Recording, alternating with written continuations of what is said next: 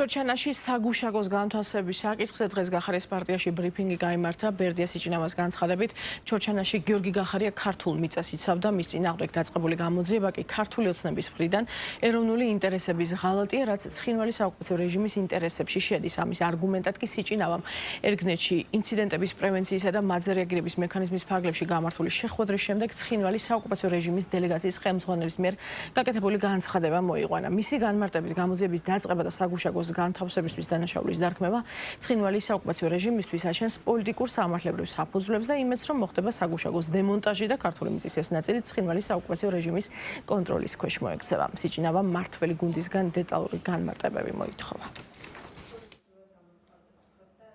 გამოძიების დაწყება და საგუშაგოს განთავსებისთვის დანაშაულის დარქმევა ცხინვალის საოკუპაციო რეჟიმისთვის, როგორც თავად განმარტავენ, აჩენს პოლიტიკურ სამართლებრივ საფუძვლებსა და სერიოზულ იმედებს, რომ მოხდება საგუშაგოს დემონტაჟი და ქართული მიწის ეს ნაწილიც ცხინვალის საოკუპაციო რეჟიმის კონტროლქვეშ მოექცევა. დადასტურდა მარტივი ჭეშმარიტება, რომ ჩორჩანაში გიორგი გახარია იცავდა ქართულ მიწას. მოვითხოვთ კონკრეტულ განმარტებებს, რომ ქართული საზოგადოება დეტალურად იყოს ინფორმირებული ჩორჩანას საგუშაგოს საკითხზე გამართული შეხვედრის შესახებ. არანაირი მნიშვნელობა არ აქვს იმას, თუ რასაც ხადებს სეპარატისტული რეჟიმის წარმომადგენლები.